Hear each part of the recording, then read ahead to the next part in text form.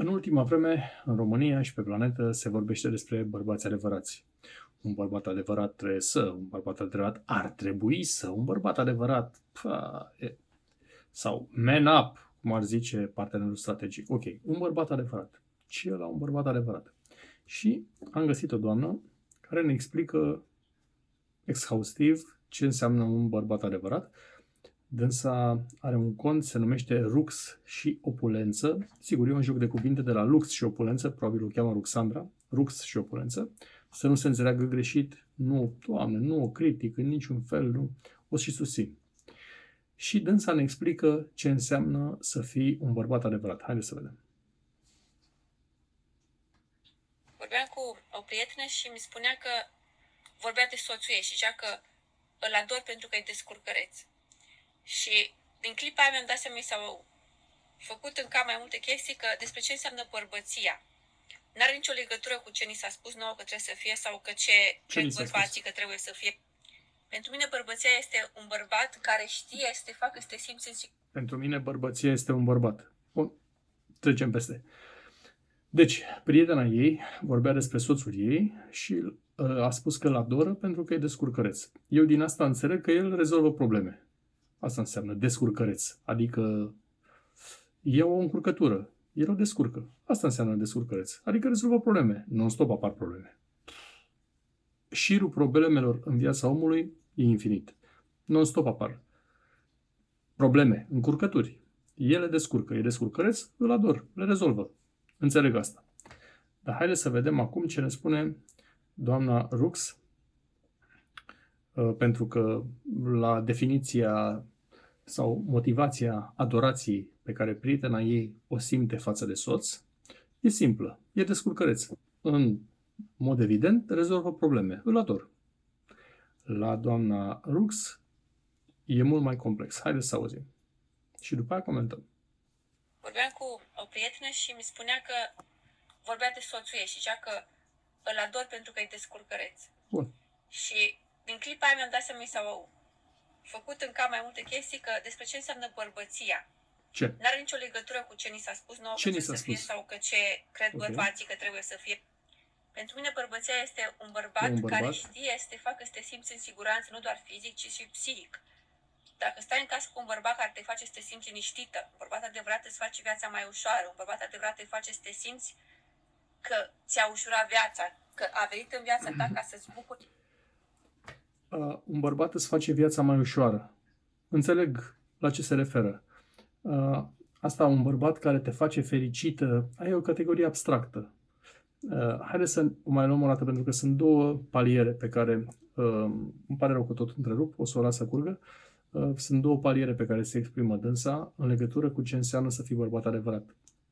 Un palier este o abstracțiune și depinde de subiectivismul fiecărei femei în legătură cu asta. Alte lucruri sunt concrete și pe alea le voi comenta, că altfel abstracțiuni e complicat. Hai să auzim, nu mai întrerup, iertați-mă. Cum? O prietenă și mi spunea că vorbea de soțul pentru ei că e și zicea că descurcăreț, ok. îl ador pentru că e descurcăreț. Rezolvă probleme. Și se ocupă. În clipa aia mi-am dat seama, mi s-au făcut în cap mai multe chestii că despre ce înseamnă bărbăția. Așa. N-are nicio legătură cu ce ni s-a spus nouă că trebuie să fie sau că ce cred bărbații că trebuie să fie.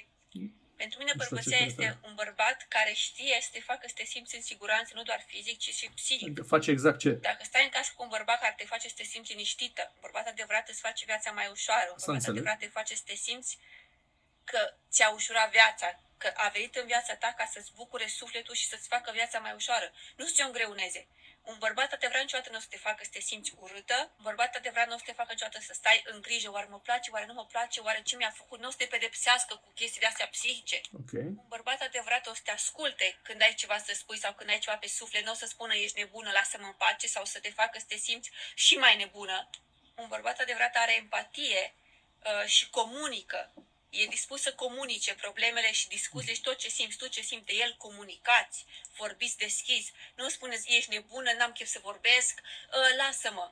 Nu, bărbații adevărat vorbesc și spun ce au pe suflet și spun sensibilitatea și vulnerabilitatea. Un bărbat adevărat nu înseamnă dă cu pumnul masă și forță. Un bărbat adevărat nu se urle la femeie pentru că n-a avut timp să facă de mâncare.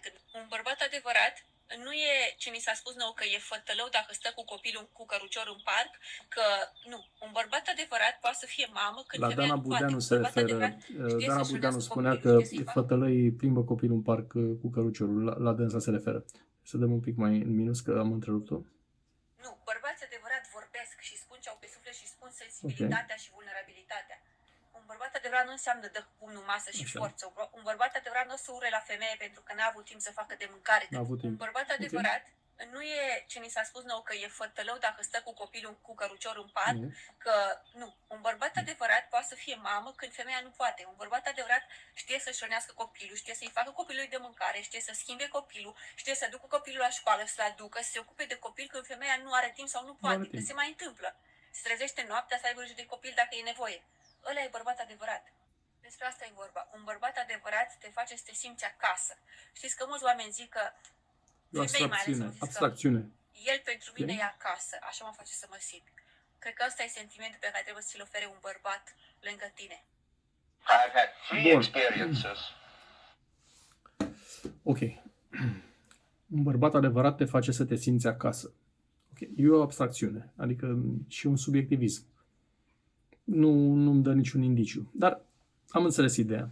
Deci un bărbat adevărat, ați văzut de câte ori repetă sintagma, nu spune o dată sau de două ori. Un bărbat adevărat face, drege, gătește, plimbă copilul, dacă femeia n-are... Nu, repetă non-stop sintagma. Un bărbat adevărat, un bărbat adevărat, un bărbat adevărat. Noi totuși porniserăm de la prietena ei, care a zis la dor pe soț că e descurcăreț. Adică rezolvă problemele. De acolo s-a ajuns la toată această enumerare și de la repetarea aproape obsesivă a sintagmei un bărbat adevărat. Ok. E limpede. Cred că un bărbat adevărat în accepțiunea dânsei, dar și a lumii, cumva, pentru că societatea conspiră și acționează la cimentarea, încetățenirea, sedimentarea acestei expresii un bărbat adevărat. Deci un bărbat adevărat e unul perfect autonom, absolut autonom, și care are o prioritate în viață. Una. Poate singura. Poate nici nu trebuie să aibă alte priorități, și anume să livreze beneficii femeii cu care e. Asta înseamnă un bărbat adevărat. Se desprinde, bănuiesc că asta ați înțeles și dumneavoastră. Și e perfect autonom. Adică, femeia n-are timp să gătească. Ok, gătește el. Femeia n-are timp să plimbe copilul. Perfect, îl plimbă el. Nu e un fătălău, plimbă copilul. Interesant aia cu îi spun ce au pe suflet. Deci el este un bărbat adevărat care rezolvă chestii. E descurcăreț, rezolvă chestii și la o adică face tot. Când ea n-are timp sau nu poate. Tot. Tot. După care zice, hei, acum dacă ai timp, presupunând că ea are, sau poate, vreau să spun ce am pe suflet. Ok, în lumea reală cred că e greșit. Cred că ar fi foarte greșit. Cred că într-un anumit moment femeia ajunge să nu mai respecte și atunci, nu, mă refer la asta cu hai să spun ce am pe suflet după ce am mutat munții, sunt King Kong, vorba aia, să-mi fac totul, fac drag, nu știu ce, și acum vreau să spun ce am pe suflet. Dacă ai timp, desigur. Ok, da. Trecem peste. Ideea așa. Definiția unui bărbat adevărat este în strânsă legătură cu lucrurile pe care le poate furniza femeii, lucruri de care femeia să beneficieze. Deci, bărbăția de această sintagmă, bărbat adevărat, sau cum ar spune americanii, man up, adică bărbătează-te, hei, man up,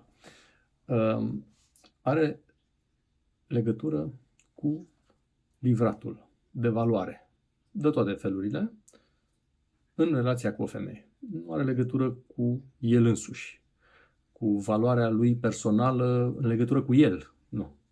Totul este în legătură cu o ea. E o definiție sau o percepție pe care societatea ne livrează. Sigur că dacă am întoarce masa și am spune, dar femeia adevărată ce înseamnă? O femeie adevărată ce face, drege, alea, adică nu știu ce anume. Ați auzit vreodată asta? Eu n-am auzit. Și asta nu e o critică, Doamne ferește, eu sunt pentru, adică pentru autonomia absolută a bărbatului, da, să poată face, nu știu, să se descurce. Sensul, n-a avut timp să facă mâncare. Hei, bun, poate nu face el mâncare, dar comandă dacă produce bani. Adică, mâncare, hei, mâncare. Înțeleg asta. Și sunt pentru, adică autonomia, dar aici era ideea că autonomia bărbatului, de fapt, este tot în legătură cu femeia, nu în legătură cu faptul că el e puternic și se descurcă în orice situație. Trebuie să schimb copilul, schimb. Plimb copilul în parc, îl plimb. Nu știu, repar, rezolv, execut, prestez, fac drag. Nu e în legătură cu el și cu potența lui sau cu abilitățile lui. Nu, e în legătură cu ea. Ei trebuie să-i facă, ei trebuie să-i livreze, pe ea trebuie să o facă, nu știm exact cum, că nu ne-a spus lucruri concrete, să se simtă acasă, să se simtă ușurată, să se simtă... Am mai vorbit despre asta într-un episod anterior. E foarte dificil, cred, să fii responsabil pentru starea unei alte persoane. Foarte dificil pentru... Și cum faci?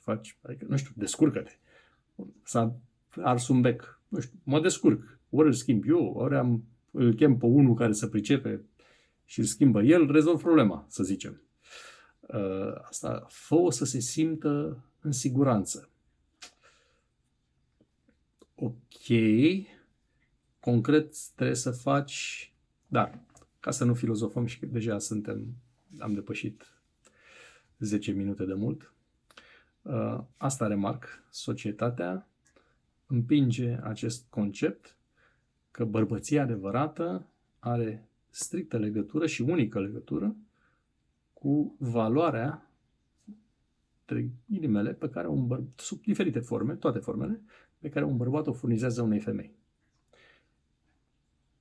Reciproca inversa, cred că ar fi considerată și sexistă, cumva. Adică, băi, stai puțin. Da. Și asta nu e un reproș, este o remarcă observațională, absolut obiectivă. Nu e un reproș, nu e o critică, nu e o văicăreală. Doamne ferește, e ceea ce e. Dar cred că mulți tineri vor, de bună credință, absolut de bună credință, vor prelua de la societate acest deziderat, bărbat adevărat. Un bărbat adevărat este atunci când livrează de la abstracțiuni la concret și își subordonează toată acțiunea, toată mentalitatea, toată simțirea, toată acțiunea către a furniza beneficii unei doamne. Remarc asta, mi se pare interesant, nu acuz în niciun caz. Rămân la ideea asta cu totuși bărbatul trebuie să fie autonom, dar întotdeauna spre binele ei, nu autonom pentru binele lui, ci autonom pentru binele ei. Foarte bine. Perfect. Vă mulțumesc foarte deosebit. Fiți bărbați adevărați, orice ar însemna asta.